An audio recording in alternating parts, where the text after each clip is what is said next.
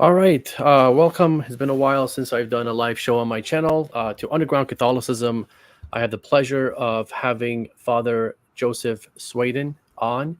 Um, we are going to be discussing original sin and related to that topic, Immaculate Conception, which are my two favorite topics to talk about. Um, and Father Joseph, how are you today? I'm okay, thank God. Things are going well. Good. Good. What have you been up to lately besides the stuff you were talking about earlier? Oh yeah, well, no, I've just been putting together some videos, doing some other things that kind of have to be done. I've got an article that I'm working on Awesome. that's taking a little longer than I'd like, but hey, things happen. Yeah, better late than never, right? Mhm. Sweet. Okay, well, today we're it's not going to be one of those formal debates where I put you on the seat and ask you questions and then you do the same thing to me. Mhm. It's just a free flowing dialogue. So, Okay. just I like these better because they're not restricted. I'm not, I've done one debate before. I enjoy doing it. I didn't think I was going to enjoy it, but I did enjoy it. Um, but I prefer these more because I like the free flow. I don't want to be restricted with times and rules and stuff like that. So, and I like to give uh, my guest all the time that they want as well. So, we're going to start off with, a lot of times we talk about Immaculate Conception, we just jump right into the Immaculate Conception. Um, I, I don't think that's very productive. I think we have to first understand original sin and see where we're coming from and where your side is coming from to see if there's any similarities or differences, right? So, if you could start, Father, by explaining to us from the Orthodox perspective, what is original sin or ancestral sin? I would say this original ancestral sin. Really, there are two ways of saying the same thing. There's not a real difference in terms of the concepts. A lot of times, original sin, and there's a bigger problem, I would say, in modern Orthodox thought, in that certain very large scale thinkers that became very popular, especially in the 1970s and 80s, Yeah. were nearly Pelagian in their thinking. And so they kind of discounted everything related to original sin. Original sin wasn't real. Ancestral sin wasn't. Granted, there are differences between the Orthodox and the Roman Catholic conception of original sin. Um, I would say the easiest way to describe it is one of severity. But that doesn't mean the language doesn't exist in Orthodoxy at all. Right. That's insane. You just look at the Council of Jerusalem, and one thing I do want to clarify Sure. is that the proper Orthodox position on original sin is not terribly different, original ancestral sin, what you want to call it, Yeah. than what Roman Catholics understand to be original sin. There are differences, but not as great as people think. I agree, and I'm glad you're in that camp because there are two camps in the Orthodox Church, as you've seen in the well, you're not on Twitter anymore, but when you were on Twitter, you did see that Yeah. war when that bishop came out with that. Well, what he said was nearly Pelagian, and the fact that he's had to correct himself twice now on video, or once or twice, he's had to have a lot of clergy basically kind of have to do speaking on his behalf to clarify that that wasn't what he meant. Tells you, even if that was not what he meant, he clearly said something wrong, or there Yes, wouldn't be an uproar. yeah, it's poorly worded. Regardless, if it's not what he meant, that's not how you should Uh, word it, right? You can't as a say we're as bishop, you have pure. a responsibility to choose your words carefully. So Absolutely, yeah. To say that we're as pure as Adam was before the fall, I mean that's insane. yeah, exactly. So I'm glad we're on the same page there. Now there are some Eastern Orthodox out there that will, like as you're saying, they're Pelagian, so they would reduce original sin to merely being the effects of original sin just being physical death. Have you seen that in the I have, but when people are that, you have to realize that Orthodoxy does not have that kind of what do you call it? Kind of defined attachment to hierarchy. If yeah somebody is a Pelagian we're not really afraid to call them out as Pelagians. And that's why you see this play out as it is. Many people who frankly are Pelagians calling themselves Orthodox, getting called out by Orthodox. But the point is, our view would be if somebody is openly teaching Pelagianism, I mean, from my perspective, at least, they're not Orthodox. Yeah. Let me know if you agree with this. So from the Catholic perspective, and you mentioned earlier that we have similarities and mostly similar teachings on original sin. So as a Catholic, what we would say, this is not all of original sin, right? But we emphasize as Catholics the spiritual defects of original sin, where I think the Orthodox brothers, such as yourself, might emphasize the physical defects of original sin, such as death, toil, physical labor, suffering. The Catholic is, and again, we're not denying the other side. Both of us are not denying the other side, but the Catholics will emphasize the fact that when we come into the world, or when we're conceived as children of wrath, where we're in need of a savior, where we're void of grace, or what we call sanctifying grace. Is that pretty much in the what you believe as well as Orthodox, those twofold teachings of original sin? Yeah, I mean, I would say that the things that you chose to label as Orthodox attributes of privation tend to fall under the umbrella of alienation from God. Yeah. And yes. So that's really that's really where the emphasis is. That said, I would probably agree with what you're saying here. It doesn't sound to me heretical. I mean, in terms of wrath, there are even bishops in the 15th and 16th century who use that language. Yeah, perfect. Okay, so we've established that, because it's very important for us to understand what we're talking about, because we could be talking past each other, right? When we're talking about the Immaculate Conception. So now the question is, setting Mother Mary aside, let's just talk about everyone else that's ever existed besides Christ. Obviously, we know that he had no original sin by his divine nature. But setting aside Christ and Mother Mary, when we are conceived, you nailed it on the head. I think you said it perfectly. You said alienated from God. So you would agree that everyone is conceived alienated from God. And what Palamas and Saint Simeon of the theologian, he would say, like, there's two types of deaths. There's a physical death and there's a death of the soul. The death of the soul is the alienation from God. So that's how we're all conceived and we're all born, right? You would agree with that, you would say. It doesn't sound wrong. Now the question of whether, you mentioned Christ and the Theotokos, and you didn't. Okay, I'll leave that alone for now. No, go ahead. Yeah, I was just curious because I'm always curious as to how these concepts, like the Immaculate Conception, came to be. Sure. And so it was interesting that you mentioned Christ and then the Theotokos, and in terms of their conception being something separate. Now, this was originally kind of where the earliest debates on the Immaculate Conception occurred in the 11th and 12th century, among the scholastics. And so there were many who argued, based on the feasts of the Conception, Christ, the Theotokos, and St. John the Baptist, that St. John the Baptist was also without original sin. Yes. And so this is something that, granted, obviously, I don't believe that St. John the Baptist was without original sin, but the point is that it is interesting to look at the history of the theory behind the Immaculate Conception. Yes. So, St. John the Baptist, I think both of our traditions would agree that he was cleansed while he was in the womb, but he was conceived with original sin. Yeah. So at some point, I think that we would say the same about the Theotokos as well. Although some people do say it's at the Annunciation, but yeah, and I want to hear your thoughts, because that was going to be one of my questions. What are your thoughts as far as when she was cleansed from what you would call original sin? I would say that it was probably in the womb, but I consider the concept of cleansing to be a process. Yes. So I would say that that was completed with her acceptance of the Lord's will.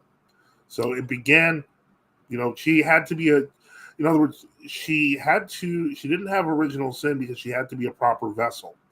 Yeah. But that process didn't complete until she was officially going to be that vessel. Okay.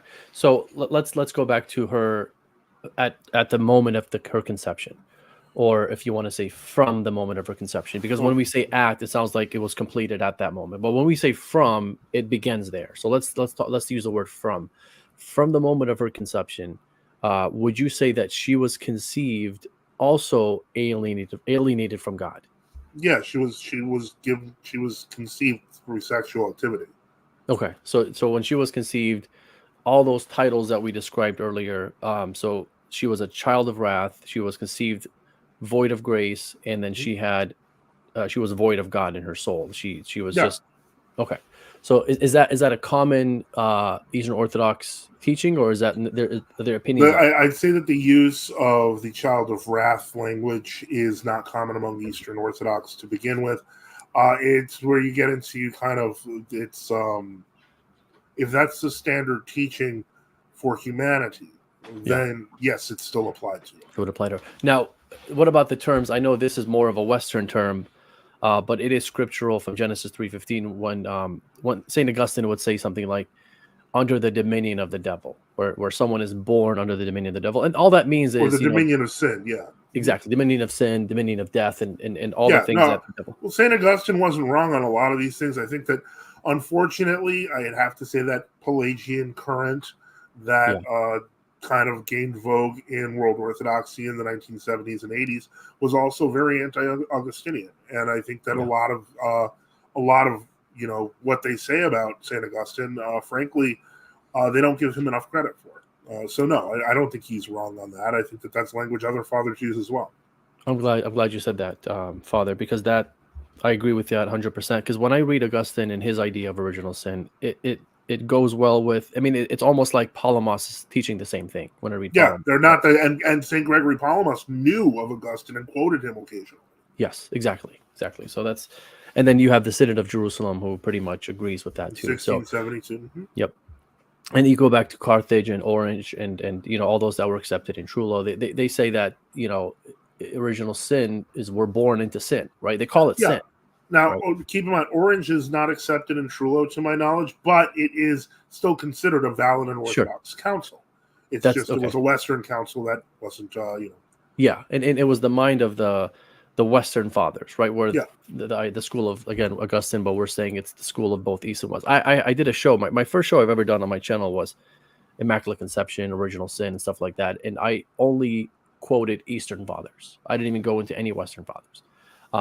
And then I also quoted, Palamas and Saint. I love Saint Simeon, the New Theologian, Okay. because I think that he sums up all the fathers perfectly. Like what he teaches on original sin is expanded at that time, and it's explained in details as to what it is.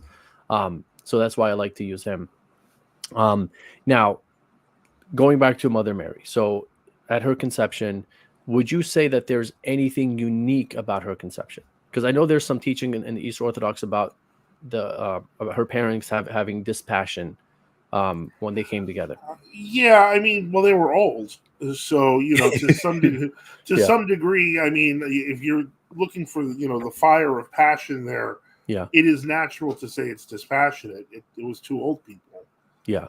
It's just not the same. Right. And so, and then that under normal circumstances, such a conception is almost impossible. Say Yeah. almost because anything's possible with God, Sure. and even today we do see occasionally a random senior couple will conceive a child. It Sure. has happened. It's Right. not, but it was never meant to be like it wasn't like the conception of Christ without another human. Right. It was still a human conception.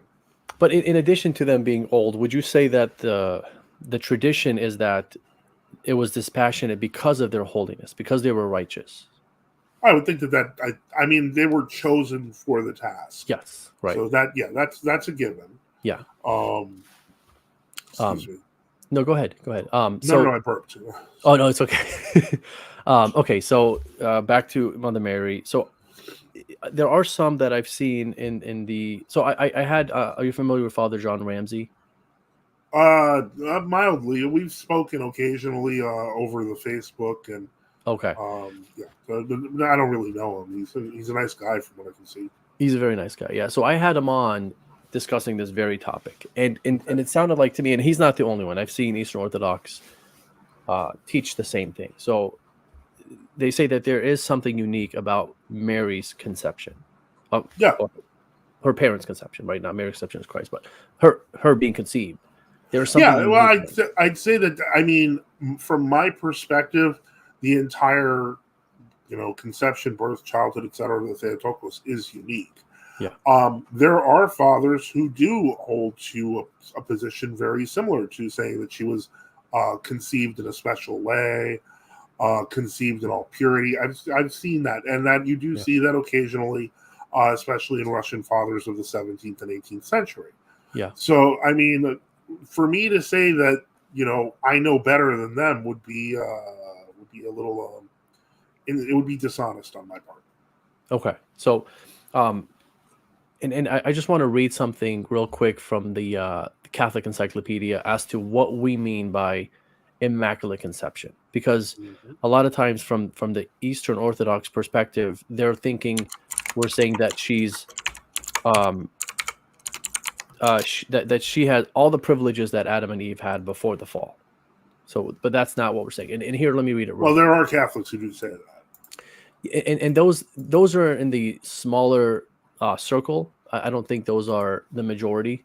Well, that's part of the reason why I'm saying. But I mean, I hate to say this, and this is true, among Orthodox, but it's true especially among more unified bodies like the Catholics, that the Overton window gets moved by the people on the most extreme fronts. Yes. And so the point is that, yes, that there was a minority party that was basically saying she had all the privileges of Adam and Eve, but then this led to problems with the 1950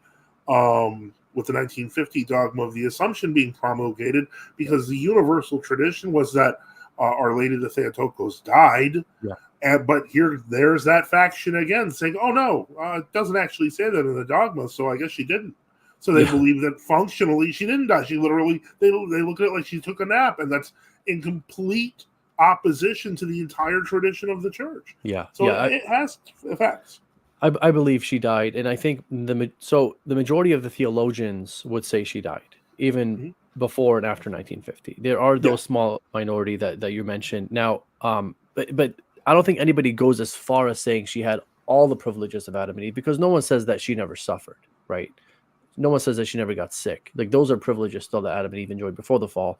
And she had those things, right? So what we would say, before I read this, I just want to explain the Immaculate Conception for us. And I think you can find something fascinating about this idea. I know this is kind of like a Western mind where we're just thinking too much, right? But in the Western world, we would say that the Immaculate Conception is God giving the necessary grace or necessary privileges for her to carry out her divine maternity role. So, for example, her having no concupiscence, no internal struggles, like no temptations on the inside, where she can have physical temptations like Christ had with the devil externally tempting him. She could have that, but the internal temptations we say that she didn't have. So that's because we believe that that's necessary for her to carry out her role as divine maternity. So God made sure that she had no concupiscence. The fact that she always had God in her soul from beginning to end. So the fact that she was graced from the very beginning all the way to the end of her life. So those are all privileges given to her for the purpose of her to carry out her role as divine maternity. The privileges are not connected directly to her being conceived immaculate. The privileges are connected to her role as Mother of God. It's indirectly connected to her being conceived immaculately. And of course, that has to be there for the privileges to be there, but they're there for the purpose of her to carry out that role. It's not there just for her to have something special for her only, right? So it's Christological in a sense. And I think the fathers talk that way, and I think even in your church you would agree with that, because you would say that she was given special grace. She was given privileges that we didn't enjoy. For example, like a virgin birth. She bore God virginally. So she was given those things for her to be able to carry out that role, for her to say that yes when it came to the point at the Annunciation. Here's the question, and she would say, as God made sure that she had enough to say yes. What are your thoughts about that? Well, I'm not a big fan of the whole saying that Westerners are overthinking it thing. Up until I was ordained a priest last year, I used the Western Rite for the better part of a decade and a half. But what I would say is that, and this is kind of, we're always going to be in that kind of, I guess you could say, slippery position between Pelagianism and full predestination. There has to be some place, I think, where we have to, like, for example, if we're supplying all of these graces and we're saying she had to have every level of grace necessary to be able to become obedient to God, effectively we do reduce her to an automaton. It takes away from at that, right, because you're taking away from her actually freely saying yes. That's a great point. Yeah. And so that's definitely something, that's probably where I would be, most disagreeable. In the sense that, her free choice is what completed, the beginning of the offering. So that's what I would throw at. Yeah, I would agree with you. Free choice is always going to be there for her. She always has to have that free will. And for me, the way I think of free choice isn't the choice between good or bad, right? Having the freedom to choose means you choose the good. Like, she was freely choosing the good. It wasn't like she had a temptation to choose the bad ever. I think you would agree with that, right? Like, you don't think that she struggled with sin like we would, right? She always I don't think that she struggled with sin per se, but the fact remains that if she is presented with an option, to say that the option is irresistible effectively destroys the choice. Like, if you say, how could she even have possibly conceived of the bad? This by default implies she could not conceive of the bad, which means it wasn't a choice at all. Right. So let's think of it this way. So in the East, there is the teaching, and I think it's in the West as well. We just don't use the word, but theosis, right? Explain that to us. What is theosis, and how is that different? And we're getting all the buzzwords today. Oh yeah. In any case, I'm so sorry. I don't know. I'm sensing some pain here, but anyway, theosis is a very straightforward concept. Yes. Believe it or not, it is to some degree found in the Western Fathers. Yes, of course. But the concept of theosis is very simply, eventually, as you continue to participate in the life of God in the church, that slowly you become more and more united to God. Yes. Which eventually, as it's often quoted, God became man so that man might become God. Yeah. But that's referring ultimately to union with God and that manifestation of how that union occurs while people are living after their death, etc. Yes. Yes. So for someone to have what you described, so theosis, they're advanced. They're very holy, right? Mm-hmm. I think that person is always going to choose the good freely. Right. There's never, of course, the option to fall is always there as humans. Right. But when you have that, when you taste the Lord and you see the beauty and you feel that joy and you're at peace, you're always going to choose the Lord freely. Right. And that's what I'm getting at. I'm a little concerned with the concept because, for a lot of the concepts behind theosis, etc., are often found in things like the Desert Fathers.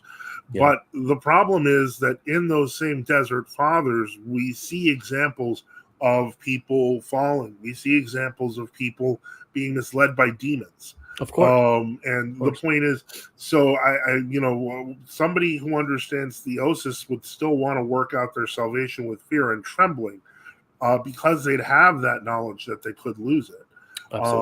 Even if they were at a greater spiritual state. So in other words, it's still voluntary, but it's only because of an increased awareness of the consequences of not choosing correctly. Okay. So it's not like they don't lose their sense of free will. It's just that they have more of God's understanding so that they don't make the wrong decisions. Right.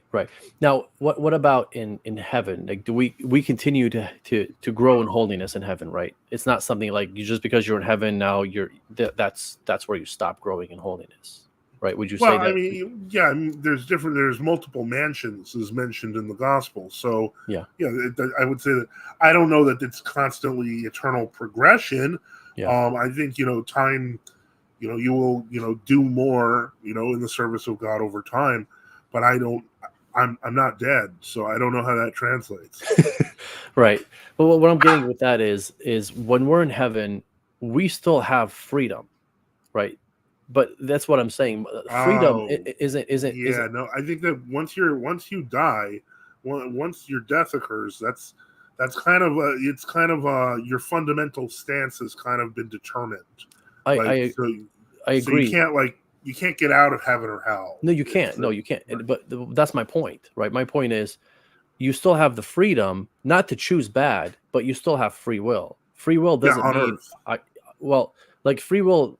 Maybe we're talking past each other, but when I say free will, maybe you're thinking I'm saying free will between good and bad. But free Yes. will is the freedom to choose what you're supposed to do, Okay. right? So I'm supposed to do God's will. Right. God gives me the freedom to do that. Yes. I'm not supposed to do the bad, No. right? So so that's where I was getting at with Mother Mary. She has the freedom to do God's will, and she always does God's will. So everything that she does is for the greater glory of God. Right, but what I'm saying is that there's alternate explanations as to why she does that. In Of other course. words, it does not necessarily have to mean, for example, that she has been so filled with grace that she logically cannot do evil. I think what is probably more likely, considering the nature of the conception, etc., is that she is very much in tune with God's plan and therefore does not do evil because she knows what's going to happen, even though she's clearly surprised by the crucifixion. But the point is that she has some awareness of what is supposed to happen in the plan of salvation. Okay, so But I would agree with that. yeah. Yeah, I would agree with that. So But I don't think that it's necessarily mystical. I mean, that could have been Christ telling her in his childhood. Yeah. We just don't know.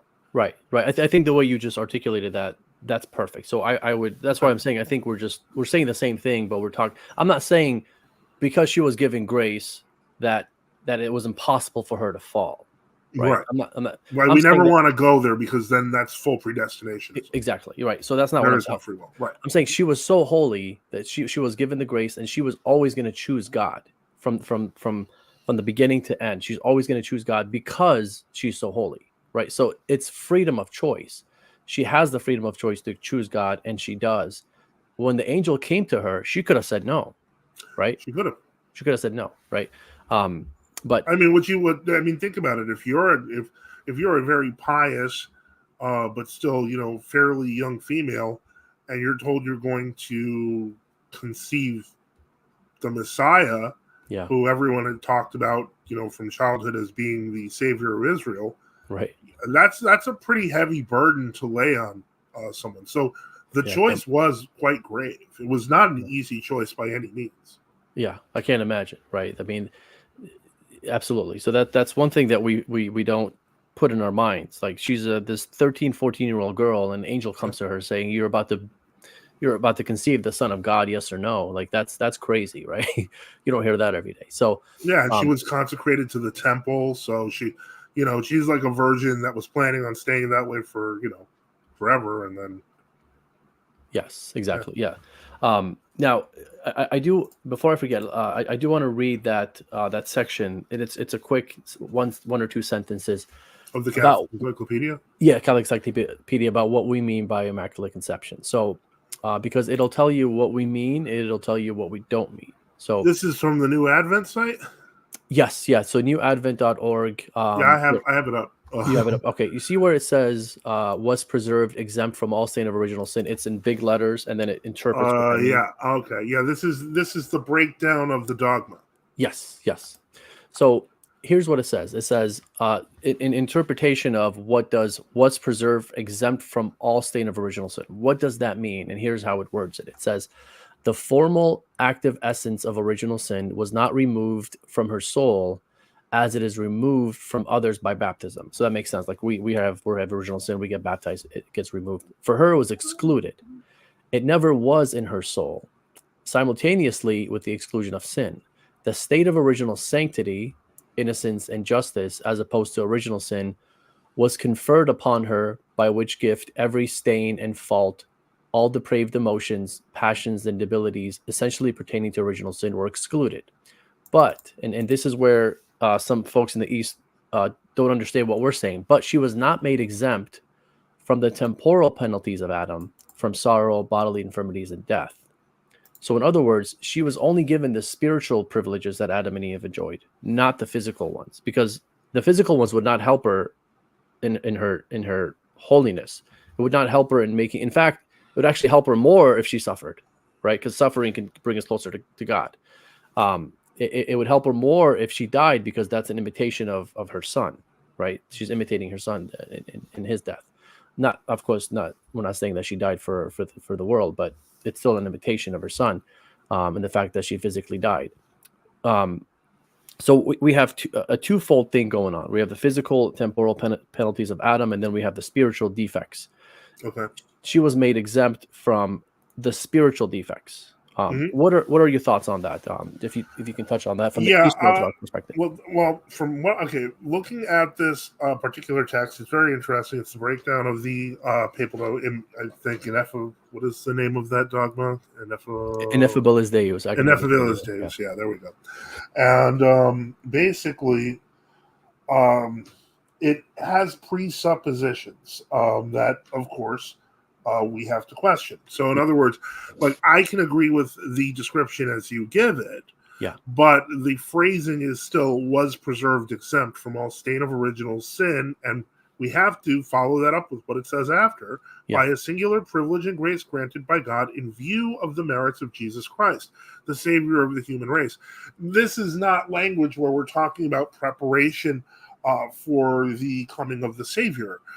This is the reference to the merits of Jesus Christ.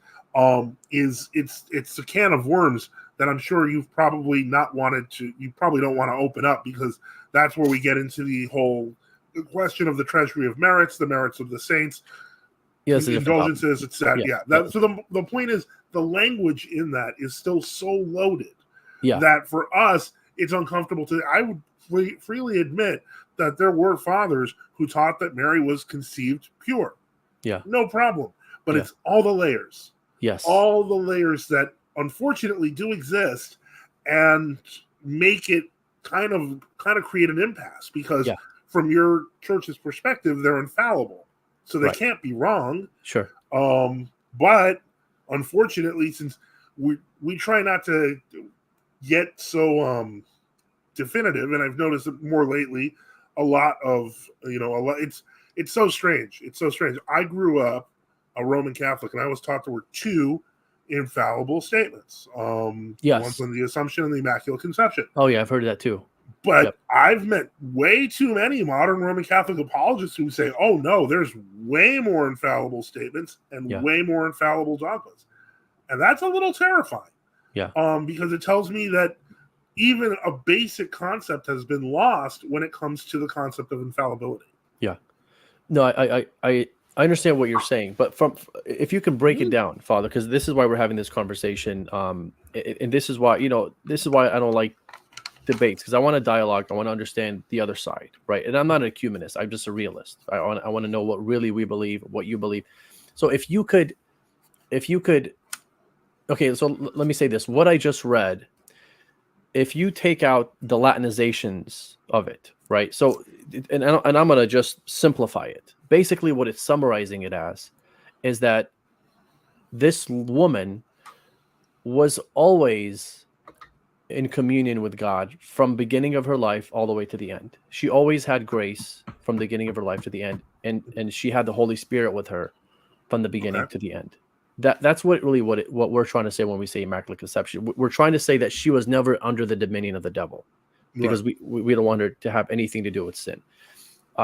Is that acceptable to believe in the East? I would say that it's an open opinion. Okay. Nobody doubts the holiness of the Theotokos. Of course. If you notice here, we use the title as assigned to her in the ecumenical councils. Right. I mean, she's in every iconostas. She's, everywhere. So the idea that, I don't want to give the impression that we're in some way, shape, or form Mariophobes or anything like that. Right. But the question has been open, and saints have been on both sides of the issue that either A, she could have been conceived immaculate, or B, she was given this privilege at the moment of the Annunciation. Yes. To be consistent, one must admit that both views exist. So it's not that I'm trying to put a stumbling block in the way, but if you've chosen one and said this is definitely the church's teaching, you miss out on half of what the church is teaching. Okay, that's a good point, Father. So I do agree that there is something that happens to her at the Annunciation. And I think a lot of Catholics they're not aware of that. They're not aware of the fathers who say that she was sanctified or purified. That language could be very scandalous to them, right? If they read the fathers, because they don't understand that. They will say, like, why would she need to be sanctified or purified if she was already perfectly holy from conception? See, that's the wrong way of thinking about it. I know, but I get. But you see what I'm not introducing this to gotcha the Roman Catholics. I'm introducing to demonstrate there's a real. If you're trying to go by the fathers, and that's what I grew up with. I grew up being taught that we're supposed to go with Scripture and tradition. And so for me, that has always had to be consistent. But if the tradition has variance in it, it's better to admit that it has variance in it than to pretend one side didn't do that. That's why I was able to have some fun with the AI, because it's a computer, not a person, so it couldn't make those distinctions. Right.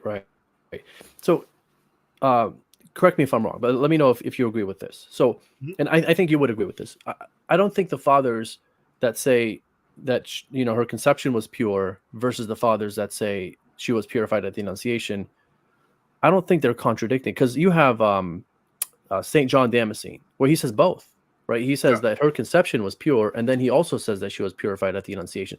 I don't think those two things are that implies it's a process. It's a process, right? Exactly. So we agree with that, because when you're holy by grace and you're holy by what you're choosing to do, your free will, like we talked about earlier. When you're holy by grace, it's got to be a process. She's not holy by nature, right? So when the fathers say that Christ alone is good, Christ alone is holy, it's because he was holy by nature, right? He did not need grace to be holy. Like, it's his divine nature. He's a God. He's God, right? But with Mother Mary, her not divine nature. I mean that she became. That's getting close to Nestorianism. No, she became. Like the fathers say, like she became we become gods in a sense, right? Not God really, but like we become divine in a sense, right? But from the beginning, her nature was pure, but it was not divine. Like Christ's nature was divine, right? So she needed grace to be holy. And whenever you need grace to be holy, you cannot just be holy in one instant, right? It's a process, right? So I think you would agree with this, and let me know if you do. From the moment of her conception, would you say her conception was holy and was unique to her versus like how we are conceived? Not in the sense of the manner of the parents, but like something unique is given to her just to start her holiness, just to kind of spark it, right?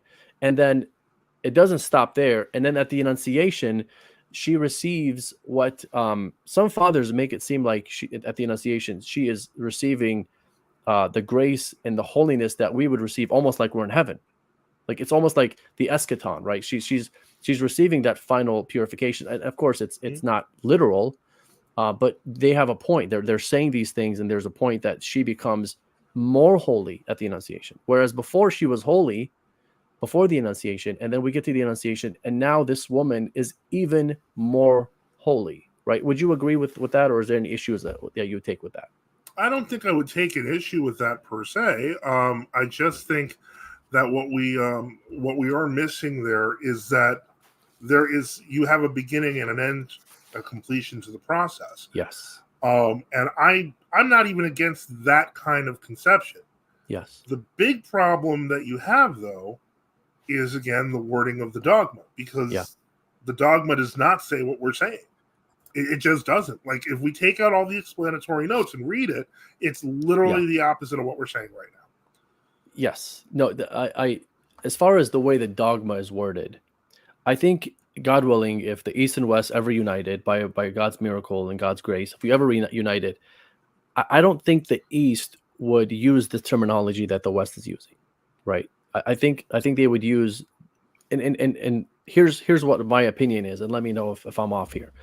I think with the West, they're more using language of things that it's like a negative thing, right? It's like she did not have the dominion of the devil, whereas the East would say that her conception had grace, like it's a positive thing, right? It's her I conception would was say, pure. well, right, but the phrasing of the dogma is actually that she was preserved, which means she wasn't even approached by it. So there's no possibility that occurred. And that's why I was talking about that acceptive language earlier, because it makes a huge difference in whether the Mother of God actually assented to the incarnation or she was an automaton. And I think we have to be careful because words have consequences. Yes, and even if you read, I was trying to pull it up. I don't know if I have it, but Ludwig Ott, I'm sure you're familiar with him. Actually, I think I have it right here. This is what he says. This is from the Fundamentals of Catholic Dogma. He says, Mary grew in grace and holiness until death. While Christ's fullness of grace was perfect from the beginning, the Mother of God increased in grace and holiness up to her death. So what you're saying, we would agree with. And I think it's a misconception from the non-Catholic side, not just you, right? Yeah, no pun intended. It's misconception to think that we would say that Mary was perfectly holy from her conception and she did not need to grow in holiness. Clearly, that's not what we teach, and even here, Ott is saying that. And then he also says, if I can find it, he says, he says, death is not a punishment for sin, but fitting that she dies. Let's talk about that if you don't mind, because there's like for me, when I die, it's because it's a punishment to me. It's a penalty of Adam that's on me, right? And same thing for all of us. But here's what Ott says about Mary. He says, for Mary, death in consequence of her freedom from original sin and from personal sin was not a consequence or punishment of sin. However, it seems fitting that Mary's body, which was by natural mortal, should be in conformity with that of her divine Son, subject to the general law of death. So in other words, like her death is not a punishment to her. And that's something that the Dormition fathers talk about all the time. What are your thoughts on this? Is that something that you guys teach? Yeah, I mean, one thing that I try to avoid is language that implies that the Theotokos chose death. Because death is allowed upon us by God because of our sin nature, etc. Yeah. But when it comes to the Theotokos, I mean, I don't think that if she just kept saying, I want to live every day, that God would have allowed her to. No. But I think that the problem is that Ott comes dangerously close to this territory, which brings us right back to the whole she didn't die camp. Yeah. You see what I'm saying? That there's problems. Now that language is explicit in the Dormition Fathers, because they will say something like death had no what is the word? Dominion over her. Like, well, when you say the Dormition Fathers, do you have someone in mind? So I have the book, but I wasn't really prepared to talk about that topic. I just saw the quote. But if it's this book right here, and it'll take me a long time to find something. But what's the name of the book? It's on the Dormition of Mary. It's by what's his name? Father Daly, Daley. Okay. So I think this is the part that I was looking at. Let me see. On the Dormition of Daly. Early patristic homilies. Let me see if there's a text on this available so we can review it. So this is John Damascene, homily 2 on the Dormition. He says, this is page 206. He says, today the treasury of life, the abyss of grace, I do not know how I can say these things with my bold, fearless lips, is wrapped in a death that brings life.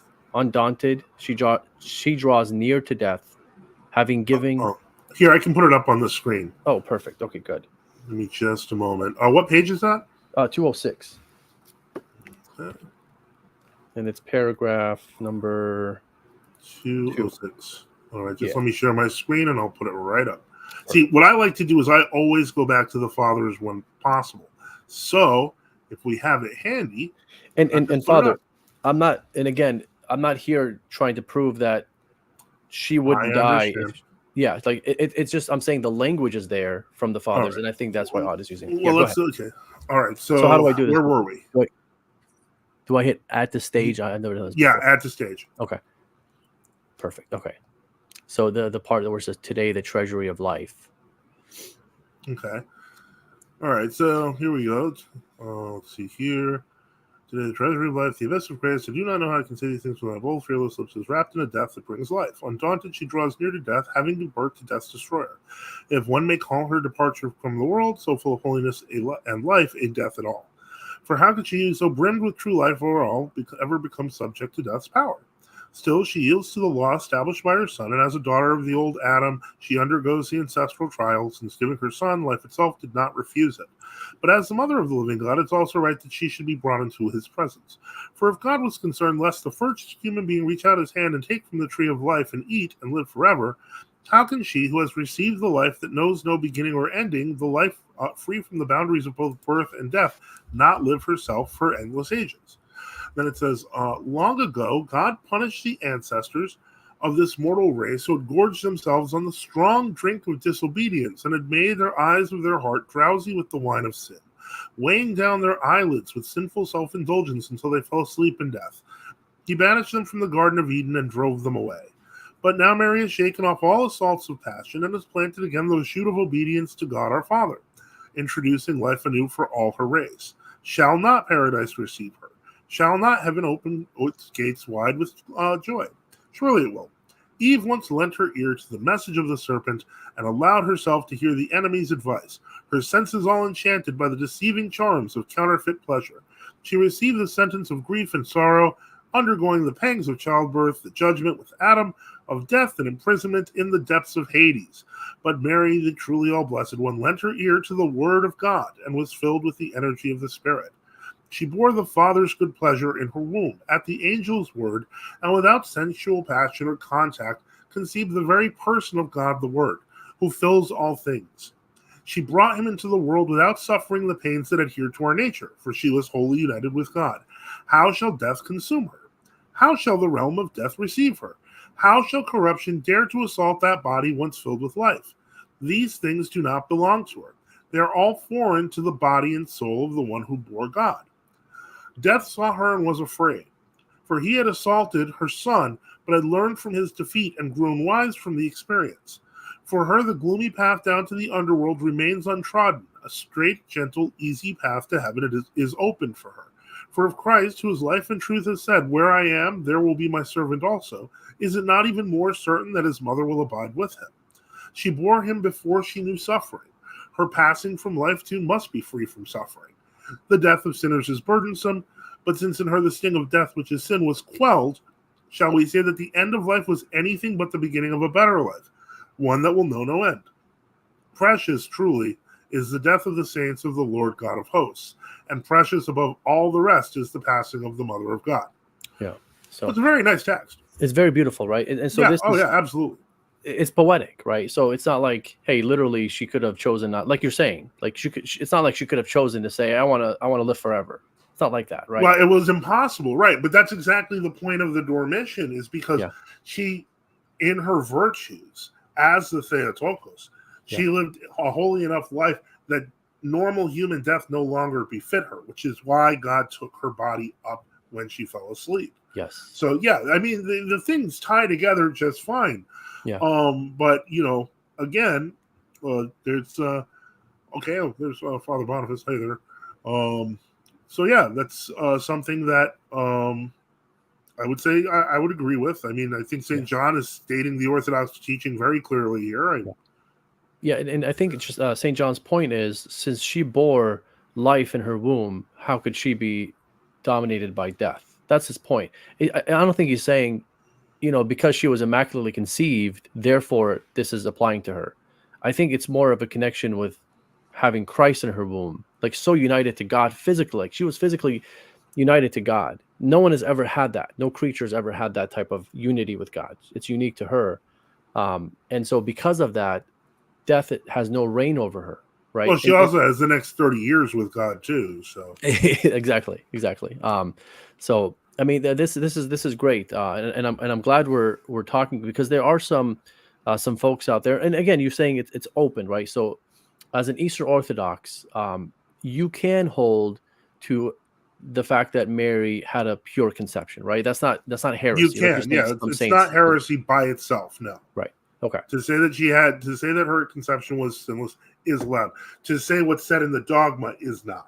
okay, If that makes sense. yeah, that makes sense. Okay, and all the like the treasury of merits and all that. So that's what you're saying. Everything attached to that dogma makes the whole thing bizarre and leads to things like the automaton and whether Mary can die, so on and so forth. Yeah, and again, like you're saying, you're not saying that's Catholic teaching as far as those things, but there are some people in the Catholic Church that hold to those. Now, again, those are minority. I've only seen one person in my whole life that actually thinks that Mary had all the privileges of Adam and Eve, meaning like she could never suffer or get sick, and that was weird. And he's actually an apologist. I won't even name him, but he's an apologist, and he thinks that she had no way, she was not able to suffer, and she didn't die. Like that's just weird to me, right? That's just so unpatristic. But is it not tan books? I mean, there's definitely publishing houses and stuff putting out that stuff and getting the imprimaturs to print them. And so, once you got the imprimatur at the front of the book, people see it as a carte blanche. I mean, I don't know if it was Tan. I mean, the guy that I'm talking about, he's just an online apologist. I'm not sure. Yeah, I wasn't trying to blame Tan. They make a lovely duerenes, but the point is they publish a lot of interesting stuff, to say the least. Makes sense. Okay. Any direction you want to take? Because I think I've exhausted the directions that I've taken it, but anywhere you want to take it. Yeah. One thing that I always find interesting is that there was debate over the concept of the Immaculate Conception. Yeah. But it seemed like the question of they could have gone with, say, the Dormition, which has almost no disagreement, as the first dogma they chose. Yeah. But in the midst of what was happening in Rome at the time, along with the chaos between the political sphere, the ultramontane, so on and so forth, I feel like they kind of picked the Immaculate Conception dogma on purpose. Like, my personal view is they picked it to be more divisive, to kind of get rid of any dissenters to the concept eventually of papal infallibility. So in some ways, it's not that I feel like papal apologists can abandon the dogma. They can't. But I think when you put everything in context, it's a very uncomfortable place to be, because there is so much lauding and glorification of the Theotokos in the Orthodox tradition. Right. Like, you can see that all day. You can just look at the Akathist hymn. But the point is, eventually, I guess my question to you would be do you feel that the dogma's nature as a dogma limits you from really experiencing the fullness of the patristic tradition concerning the Theotokos? As far as the Immaculate Conception? Well, as far as the conception, the life of the, etc. What I'm asking, therefore, is, do you feel like it holds you back from really grasping the whole thing? I think it's good that we're having this conversation, because when we're talking and I'm throwing out these concepts, and I'm trying to wrap them in more of like the Eastern tradition, right? And then you're saying, I don't have a problem with that, and I can agree with that, and I don't see any issues or heresies with that. I think the dogma, if it's misunderstood, and it is misunderstood by Catholics. I'm not even talking about Eastern Orthodox or Protestants or Muslims or whatever, but by Catholics, it is misunderstood. Then you have an issue with what you're saying applies 100%, right? But when the dogma is understood properly, where you can say, okay, she does grow in holiness, she does grow in grace, she does have the freedom, right? She does die, she does suffer, she's not exempt from all the privileges and things of Adam and Eve. When you understand it properly, I think it's very close to what the East believes, in my opinion. And when you strip away all the Latinizations of what you're saying, because that's a whole different topic for another day. But I want to stick to what we mean by Immaculate Conception. Again, is she always had unity with God. She always had grace. Her conception was pure, as opposed to ours. Hers is unique, right? And a lot of Eastern folks would say amen to that, right? I don't think it holds me back. And I think it's very patristic to understand Mother Mary that way, because even when they talk about her at the Annunciation, they're not saying, hey, this is the point where she becomes holy. This is the point where she becomes pure, right? They're saying this is the point where Well, she some becomes language more did holy. some language does kind of indicate that that's the point. But the point is that it's not universal among the fathers on that. But the bigger question that I have, Yeah, again, is if the answer can be found to some degree in the consensus patrum, what's the need for a dogma to begin with?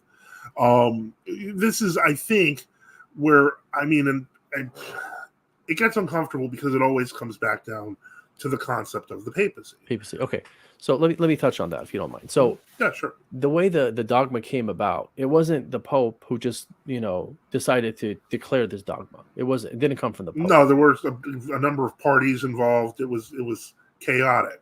Well, you mentioned Gasser's Relatio, so you do know about that. So you know about the intrigues of Vatican I, the old Catholicism. I don't have to give you a lecture on that. Yeah. But the point is that for me, 1870 is simply the codification of 1075, which is exactly the same concepts are there in their nascent form 10 centuries before, which is why as I've pointed out, I usually say that Hildebrand of Savannah or Pope Gregory VII invented the Roman Catholic Church, because the structure of bishops working together or dividing, etc., so on and so forth, versus the monarchical model. Ultimately, if you have the monarchical model, even if the Pope declared himself not to be infallible tomorrow, it wouldn't matter because he's still at the top of the pyramid. But the pyramid is where I see the problem, and that's why I like looking at all the fathers. And when you do that, you start realizing that kind of the concept of dogma is so different because we believe in things that are handed down and fighting over them. Like, for example, this is a problem that I've encountered. I don't know if you feel this way, but I know that when I talked, for example, to Michael Lofton a couple of years ago, and I mentioned everything could be settled by tradition, and he was like, no, it can't. And they used birth control as an example. And I said, no, birth control is universally condemned by the fathers. You can't use it as an example.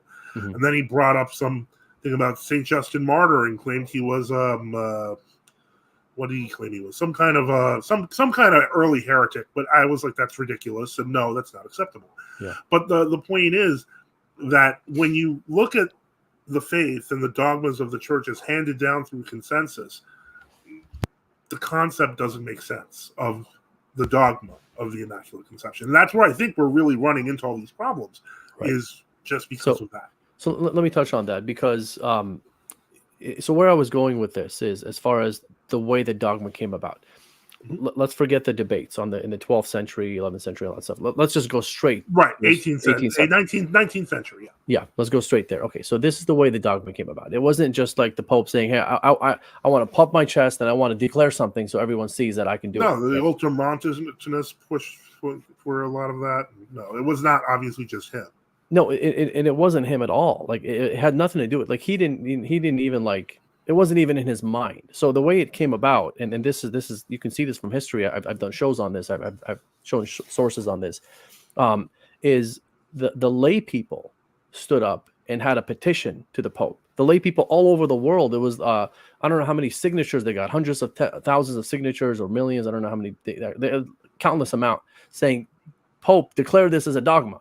Right, declares, and he didn't do it at that point. He didn't say, okay, fine, I'll do it. Right, this is what he did. He polled all the bishops around the world, and he asked them. He said, "Do you guys believe this? And if so, should we declare this as a dogma?" Then the bishops went to their priests in their diocese, right, and they asked the priest, "Do you guys believe this in your diocese? Is this a belief?" And the priest polled the congregation, their people, right. And they said, so not, like, over 90% said yes from the lay people. It went to the priest said yes. The priest went to the bishops, over 90% of bishops said yes.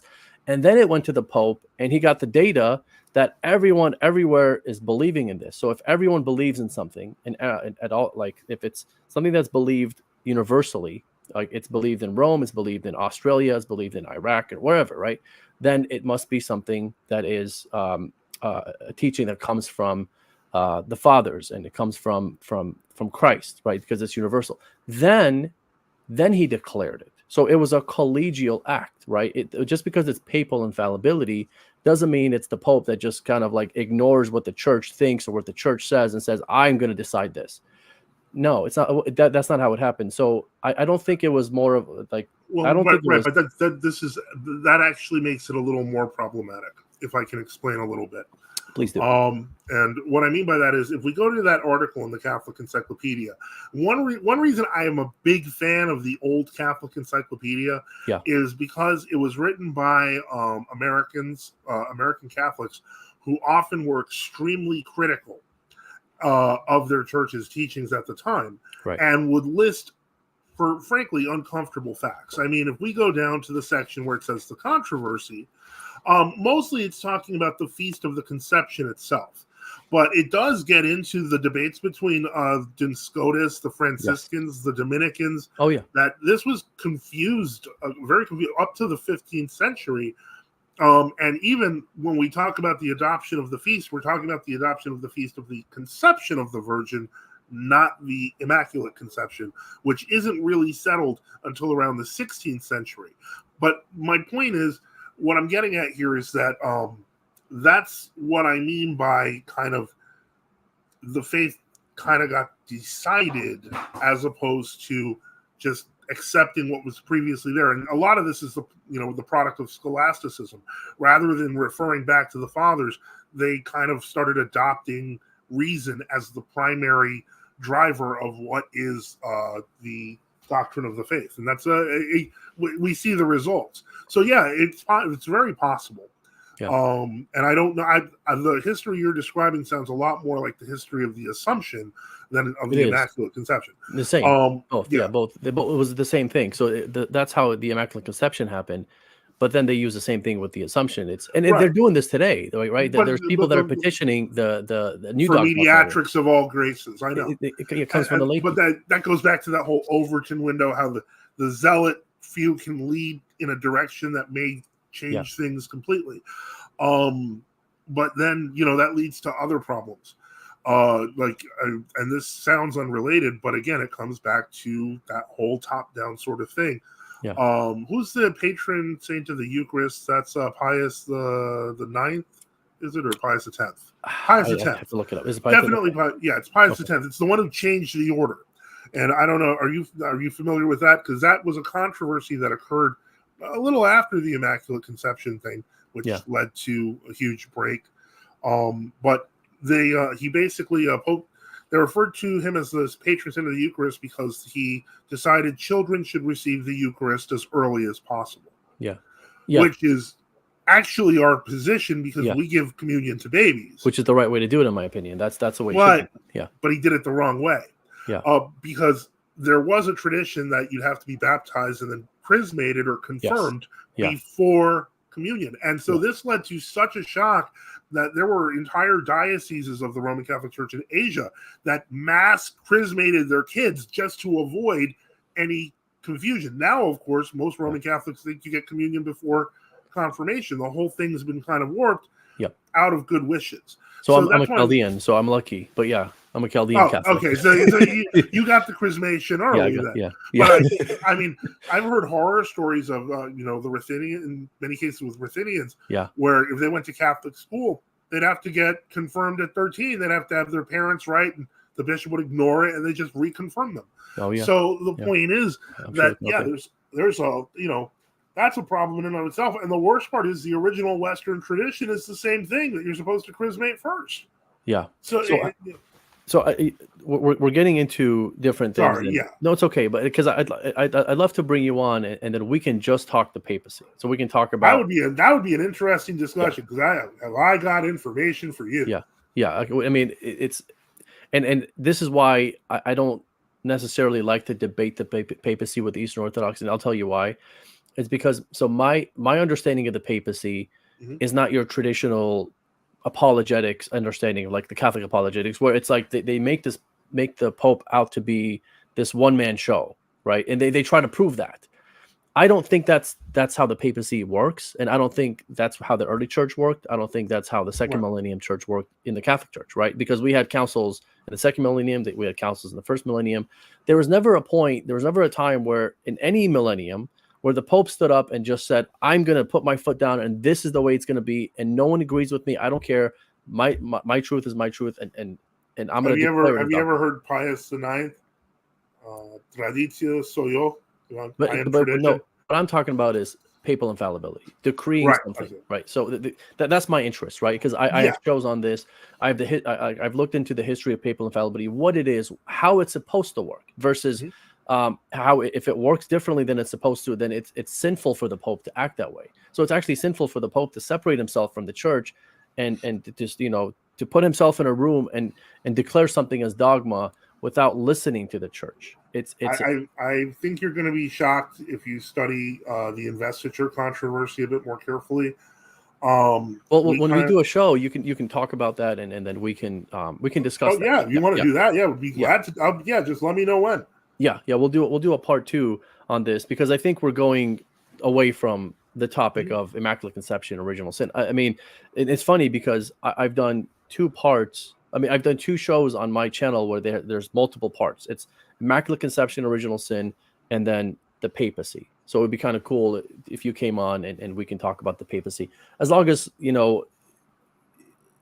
let me go back to what I was saying earlier. The reason why I don't like to debate the papacy is because we could be talking past each other. So you could be asking me for proof of the papacy, and I could be showing you something that the Pope is working together with the bishops in collegiality with the bishops to act right, and then you're saying, oh, that doesn't prove that the Vatican I. I would say yes, it does, because that's what the point of the Vatican I was. And then you say no, it's not. Now we got to debate, what does Vatican I teach? And that's really the debate that we should have first. Just like in this, the debate should be original sin. What is it? Now we agree with what it is. Now let's talk about Immaculate Conception. So with the papacy, what I'd like to discuss is, what does Vatican I teach about the papacy? In particular, papal infallibility. We can talk about papal jurisdiction and all that stuff on another part, but again, as you know, that's a different animal. But if you don't mind, part 2 is, what does Vatican I teach about papal infallibility? Would you be okay with doing a show like that before we get into all the nitty-gritty stuff? I feel like that, and maybe this is just me here, but I feel like it's a little too specific, and I will explain what I mean by that. What do you suggest? What do you recommend? Go ahead. Well, what I would suggest is this: if we were to do a show, does Vatican I confirm the Dictatus Papae? And I don't know how familiar you are with that document. I don't think I'm familiar with it at all. Maybe you can explain it, and then it's ring a bell, something like that. Okay. In 1075, Gregory VII was elected, and he created a document known as the Papal Decrees, or the Papal Theses, and that's what the Decretus Papae is. It's 27 statements, which, when put together, define the kind of what we think of as, like, if you read them, with a couple of exceptions, they basically sound like the description of the modern papacy. Okay. However, they caused a civil war. They caused a synod to depose him. There was another pope elected who ended up being seen as like a local miracle working saint. Like, there was a massive schism in the West.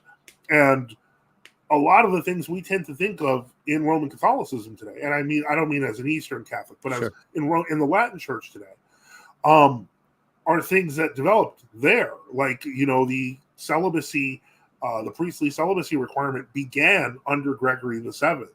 The idea that the Pope was above all kings began with Gregory VII. I mean, like, the point is, that's why Hildebrand of Suaidan, I usually say, when people ask, like, who invented the Roman Catholic Church? Now, I understand how, the different Eastern Catholic churches work. Before I became Orthodox, I had been going to a Ruthenian church for a couple of years. I almost switched rights. I don't want to get into how, in the end, I ended up becoming Orthodox, because it was a weird story, which nobody ever believes.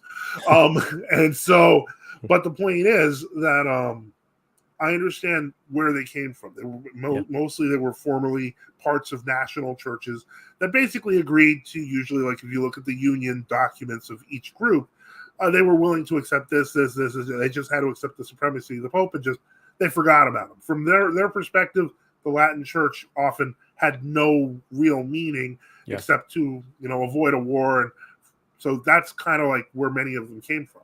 So yeah, I get that. So because from an Eastern Catholic standpoint, the Pope is kind of a distant reality as opposed to like constantly interfering in your dioceses. That's very rare. Like we see that now with the I forget which group it is in like India or something. India, yeah. That's very rare. Yeah. To see that is almost impossible. Yeah. Because, but that's my point is these are interesting times. And so what I'm looking for is when we talk about the prerogatives of Vatican II, that we do them in their own context, which means that, majority Latin church and their thinking processes and how they got there. Yeah. And I think one of the most misunderstood sentence in all the councils that the Catholic Church has, including go back to the first millennium, because is the Vatican I, where it says the whole thing about the decree that the pontiff is irreformable in and of themselves and not from the consent of the church. I think that is the most misunderstood sentence, and that's what I do like 4 or 5 parts show on, just that sentence. Basically, I'm trying to unpack that, right? And that's what I'd love to discuss, because Eastern Orthodox will say, oh, see, that means that the Pope can do whatever he wants and no one can tell him anything, right? But that's not what it's trying to say. I understand why one would think that, because on the surface it's worded poorly, and that's how it's worded.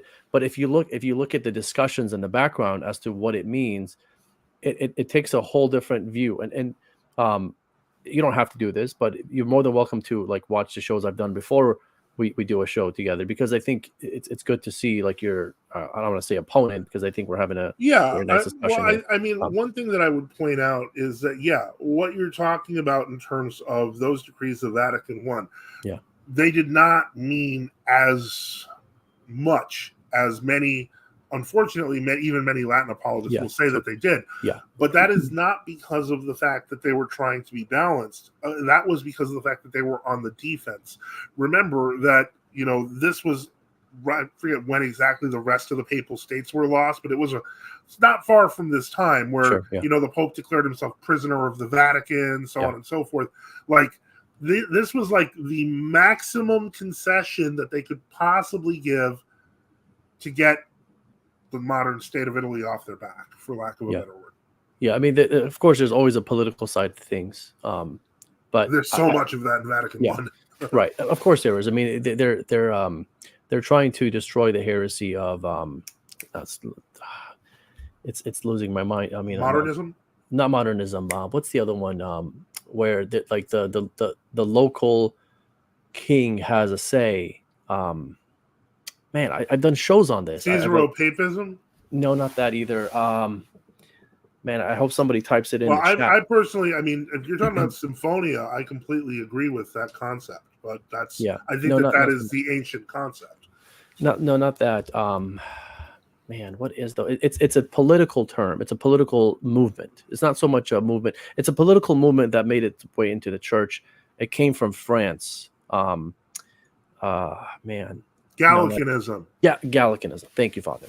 Gallicanism. We got a lot of great writers from Gallicanism.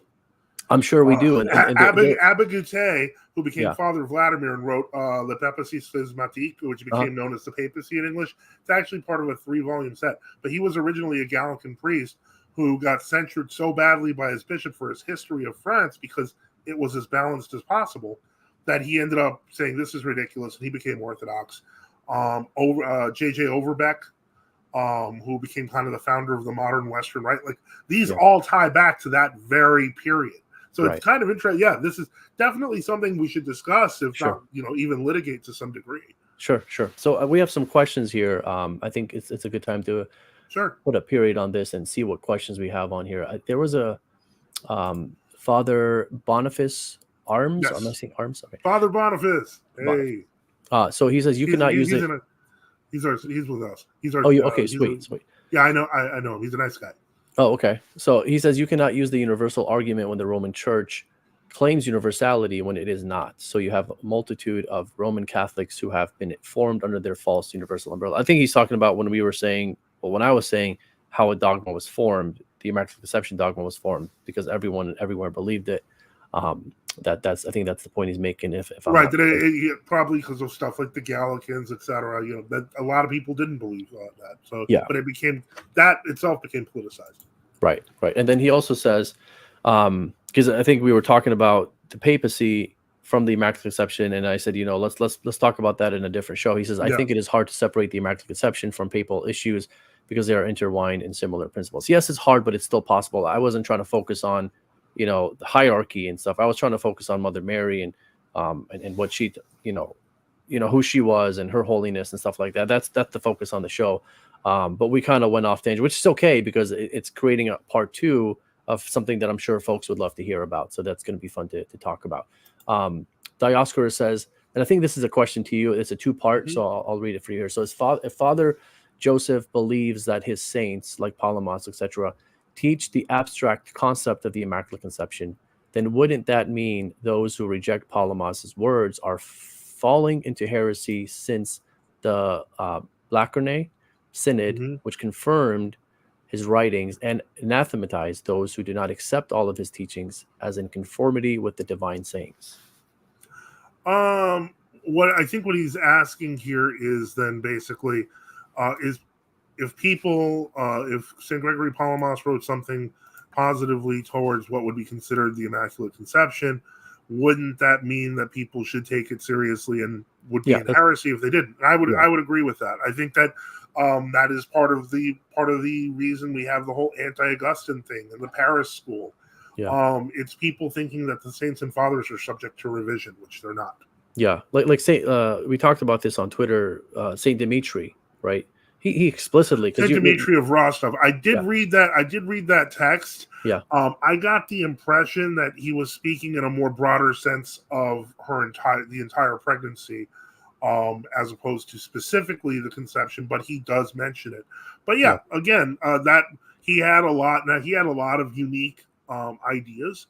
Remember, he's a compiler of the Great Lives of the Saints in Russian, so he had access to a lot of Latin saints that people had frankly never heard of. Yes. And so that gave him a worldview that was very different. I forget which is it Saint Barbara, I think, who spoke to him in his life. Oh, okay, I didn't know that. It was. I think it was. He's compiling the life of Saint Barbara, and he realizes she's using a specific set of Western prayers, and he's like, and she pops up, she appears and says, "Oh, look, you're praying like a Latin now," as a joke, because by using the structure, it was actually the structure of a liturgical office in the West. So touch on that, because the Russian church, right? A lot of them did teach the concept of Immaculate Conception, and some of them were like defending, like you're saying, Latin terms, and things like that. And then like Saint Dimitri was supposedly one of them. So he supposedly has a homily on the Immaculate Conception itself. It hasn't been translated yet. I haven't read it. But. So I haven't either. But supposedly, like, he's explicit. Like, it's almost like you're listening to a Latin saint write about the Immaculate Conception. Now, of course, we don't know because we haven't read it. But the history does show that he did believe in the Immaculate Conception. And however, Eastern concept of it, or however you want to believe that. But like, let me put it to you this way. Let's say I referred to it as the Holy Conception of the Theotokos. Yeah. I never used the term Immaculate Conception. That could still mean that I'm still in violation of the dogma as it stands because I refuse to use the word immaculate. But the point is, the meaning is still the same. That's what I'm trying to get at, is why, and that's part of why Father Boniface mentioned that the dogma and the papacy are intertwined. And that's a bit of a problem. Yeah, but, and again, like I was saying, like, I don't think the West would force those terminologies on the East, like Immaculate Conception. Yeah, right? But they force it on the West. Well, because it's a Western, like these are Western terms, right? But like the East can understand something in their own way, and it's the same thing. Like a lot of times we talk past each other, right? Because you're using your traditional terms from like Eastern Orthodoxy, and I'm using like for example, sanctifying grace, right? You guys don't use that term, but that idea is still in the East, right? Sanctifying grace. Well, there are Orthodox who have used the term sanctifying grace. The point I was trying to make with Saint Dimitri and with other Russian fathers, who you'll find, is that they were well educated in the Latin tradition of the pre-schism church. Yes. So they did use some of those terms. Latin They terms, did yeah. use terms like operatio. They understood that to be mysterium. The point I'm trying to make is that one thing, I don't know if you've ever had a chance to, but I would definitely recommend Sure. this. Read it's a translation done by an Anglican, Russian Observations on the American Prayer Book. Okay. And it is a reference to the Anglican Prayer Book and what the Russian Synod thought of it. You'll see that these were not idiots. The people that were running the Russian Synod were not only versed with Latin, they were versed with the Latin Fathers and even the liturgical tradition that the Anglicans were basing on when they made their judgments. Right. So I get very nervous, especially as someone in a synod with a Western rite, of saying that, okay, we have the Eastern terms and you have the Western terms, because Right. I don't believe that. Well, I mean, I think there is some reality to that, right? At least to some extent, right? Again, so I know there's Eastern Orthodox that would say sanctifying grace. They would use that, but there's some that I've talked to. They're like, oh, we don't use those terms. I don't even know what that means. Yeah, most of those people I call renovationists. They don't like terms. They don't like terms that Orthodox would have used 100 years ago. Right. And they like saying mystical things, and they like being Pelagian, and they like saying that Jesus didn't come to save us from sin, but to teach us like Buddha. I mean, these people do not in any way. I don't think they honestly represent Orthodoxy. David Bentley Hart is an Origenist heretic. Yes. And people should refer to him as an Origenist heretic instead of saying, oh, that's the Orthodox guy. He is not the Orthodox guy. Yeah. He's abandoned Orthodoxy, and he's teaching people to do the same. Granted, it might get some apologetic points to be like, hey, that's your guy. But in reality, he's destroying souls. Right, and people who are doing stuff like that should be called out, not shown as representatives of Orthodoxy.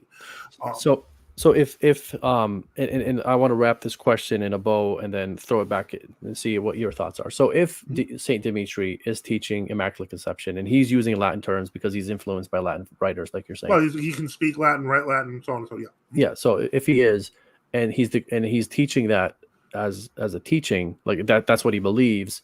How does that change things in terms of Eastern Orthodoxy? Because now you have a saint who teaches Immaculate Conception. But I've already conceded that. For us, what that would be is I told you, a party of fathers who focus on the grace at the Annunciation. There's another party of fathers who focus on the grace before Mary was born, including the conception. That would just be another check in the box in that direction. I see. Okay. And now you would agree that those are all reconcilable? Yeah. Okay, because I think they are reconcilable. Okay, so let's see what other questions we have. Let me see if I missed anything. He says, wow, thank you, Father Joe. This is from Dioscorus. Wow, thank you, Father Joseph, for the answer. It sounds like this means that for the EOs, if they don't believe in the concept of the Immaculate Conception, they're falling into heresy. That's telling. Well, I would say that they have to believe the Theotokos is all pure, all holy, so on and so forth. But when you say the dogma with the concept of the Immaculate Conception, my mind goes to the dogma of the Immaculate Conception, which I do not recognize for reasons I've pretty much spent a half hour explaining. Right. So would you say that she was holy from the beginning to end? Yeah. Is that okay to say? Okay. So she was pure from beginning to end. Sure. But we're not. Like from beginning, we're not holy. Yeah, we're okay. So I think we're closer than we think. And so let me just tell you, Father, the reason why I like to have these discussions. So I've discussed this with you now, Father John Ramsey, and then Subdeacon Daniel Kakish, who's an Oriental Orthodox Syriac, a good friend of mine. All three of you guys, I've discussed the same topic. Not to bring you on to debate you, right? I don't do that. When I do the Protestants, I debate them with this. But when I bring on Eastern Orthodox or Oriental Orthodox, what my goal is to show people that we're not as far as people think. We're not like the same, right? We're not teaching exactly the same things, but we're not as far as some people might like us to be on this. And that's my goal here, right? I'm not. That's what I'm trying to do here, and I think hopefully we've established that to some extent. Of course, I think we've established that it's not exactly the same, but there are some similarities, right? Would you agree with that? Well, I mean, that of course we can agree with that. That's not necessarily. I don't think that's a big deal. I mean, I think we fundamentally kind of agree on what happens at the Eucharist, even if we disagree on how. Yeah. But that, to me, that like it's not a high bar to clear. My view is this, because I believe that people should be united in truth. Yes. Not in approximations of truth. Of course. So, if the real, and I would say the papacy is probably the real stumbling block if we're going to talk about anything. Yeah. And the structure of the church, the ecclesiology that comes out of that. If that stumbling block, if we dance around that stumbling block, it's still there. Yeah. So we have to deal with that question head on. So I would be glad to come on for a second, Joe, just to deal with that question. Yeah, that'd be fun. I mean, these are my these are my three favorite topics: original sin, Immaculate Conception, and papal infallibility. And the other one I always like to discuss is the atonement, which is another thing that you've probably seen in Eastern Orthodox camps where they're trying to dumb it down or water it down to something to almost nothing. Turn it into something heretical. Yeah. Yeah. Right. So another question for you. You're very popular, Father. So a lot of questions for you. What does Father Joseph think of the Marian apparitions where she referred to herself as the Immaculate Conception, like Our Lady of Lourdes and Our Lady of Good Success? Oh boy, he tossed he opened it out up, there. Yeah. You know, he opened up the hornet's nest. Yeah. My general suspicion is I don't know what the origins of those are. Yeah. Unfortunately, when you're dealing with the supernatural and it's not of God, you kind of don't have many options as to what it is. So. Yeah, but even if it is from God, like what you're saying, it sounds like you can accept that concept of Mary saying. Well, so I feel like the problem is that I feel like sometimes these apparitions are the confirmation for a wrong idea. So, in other words, like if we don't find a bunch of fathers to do it, but there's logical derivation to say it, and random apparitions, then suddenly that has become a perfectly acceptable substitute. Right. I don't know that I would hold that. Yeah. So when I discuss Immaculate Conception with Eastern Orthodox, I don't even need to go to the fathers. I can go to enough Eastern Orthodox second millennium saints who teach. I was more than happy for you to go with St. John of Damascus. I really appreciated that. Yeah. Dimitri of Rostov was very helpful as well. Yeah. There's something that, and I'll send this to you because it'll take me some time to find. Someone sent this on Twitter, Kabbasalas, right? He has this idea of Mary not having, like, not being part of humanity to be judged, like as if like she was conceived and she was born and her whole life she was grouped under the same category of Christ, where of course Christ doesn't get judged whether he's going to go to heaven. Right, but that's because and the same thing, the same concept, he applies to Mother Mary. And I found that very interesting. I had the intention of showing that on the show and talking about it, but I forgot to pull it up. But are you familiar with that at all? No, but it sounds about right. I mean, to me, I don't see anything wrong with it. So you would say, I mean, to us in the West, it sounds like it's going a little too far, because to say that Mary doesn't get judged, right? To say that, like what his point is Mary is saved from the beginning. Like she doesn't, like the cross is almost like doesn't apply to her. Her body was literally taken up into heaven. Right.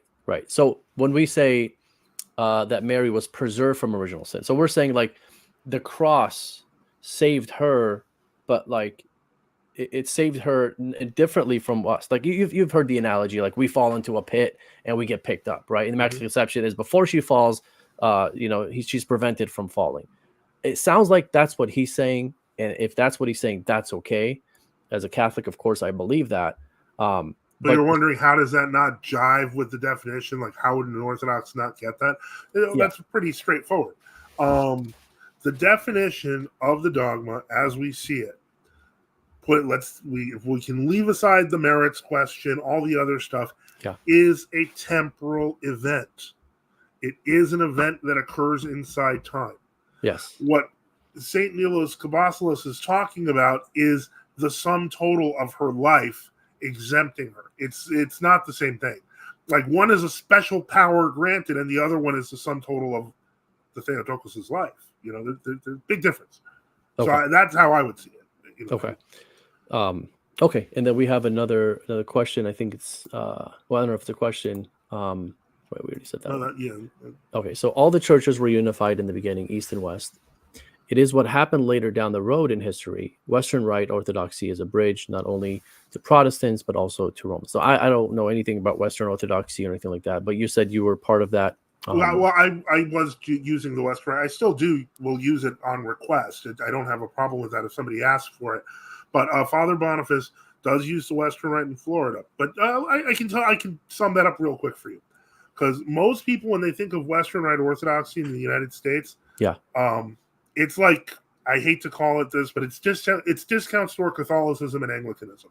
Right. Like, basically, they kind of we don't do that. Our synod, being, True Orthodox and Old Calendar Synod, went through the trouble between the 70s and 90s to actually translate the complete Western services pre-schism.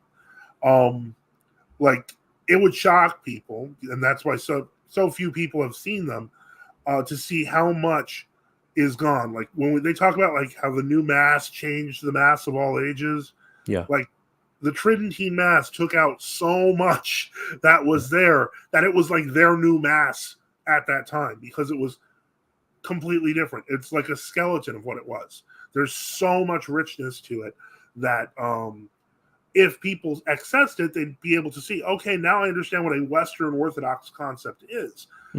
Still using that language, we wouldn't even be having half of the arguments about language in Latin versus Greek, because it wasn't relevant then. Right. It was a different world. Yeah, absolutely. So it's a different world when people walk into a Western Rite church that's legitimate. Right. Now, I did find the quote. I'm surprised I found it so fast. Do you mind if I read it real quick? This is from Cabasala's. Sure. Where is it? Okay. Can I see it? Let me see. Let me pull it up on, because this is on my phone. Okay. So let me see if I can pull it up on little wall and barrier. Sorry if you guys can hear me typing. Okay, so it's on the, I want to say Annunciation, but hold on one second. Let me just see if I can do a word search and see if it's the same thing. Yes. Okay, so I'm going to copy and paste it on the private chat here. Okay. If I know how to do that. You just have to. There we go. So if you can open that up and then do this, because you know how to do the sharing. Let me see this. Oh, okay. This is the full sermon. All right. Well, this is going to be interesting. Give me 1 second. And the relevant part starts with the word, the middle wall and barrier of enmity. So if you it's not that long. I mean, let me see here. Okay. Let me know when. So do I do the add to stage now? Yeah, you have to add to stage. There we go. Okay. Hopefully, you can make it bigger, maybe. Yeah. Hold on. Let me. How's that look? Yeah. Okay. That's perfect. Yeah, that's perfect. Give me a second.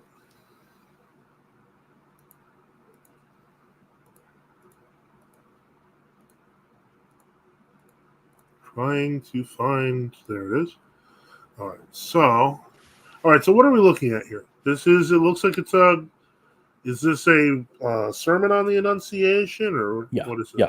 Mm-hmm. Okay. So let me see here. Okay. It shows.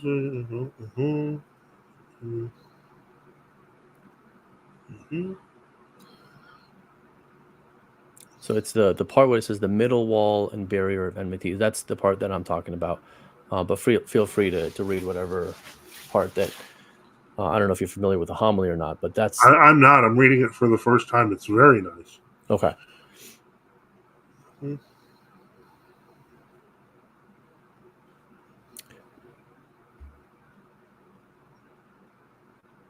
So if you don't mind, I want to read that part at least for the listeners, because it's kind of have like dead silence. Yeah, that's fine. Yeah, no problem. Take your time. So it says the middle wall and barrier of enmity were of no account to her. Indeed, everything that divided the human. I think you're going. Sorry. Oh, sorry. I was reading. No, it's okay. I'll pull it up from my end here. So everything that divided the human race from God was abolished as far as she was concerned. Even before the common reconciliation, she alone had made peace with God. Or rather, she was never in any need of reconciliation, since from the very beginning she stood foremost in the choir of the friends of God. However, such a reconciliation was made for the rest of mankind, and she was, before the Comforter, an advocate for us before God, as Paul puts it, not lifting up her hands to him on behalf of mankind, but holding out her life as an olive branch. So he says the virtue of a single soul was sufficient to put a stop to all the evil committed by men from the beginning of time. So the interesting part here is he says, since from the very beginning she stood foremost in the choir of the friends of God, and he also says that that she alone had made peace with God, and she was never in any need of reconciliation. Is that? I mean, I've never seen anybody write like this to that extent on the Eastern side, at least. I mean, was he wrong? From my perspective, what he's saying sounds a lot like the Immaculate Conception, where she was saved before she fell into the pit.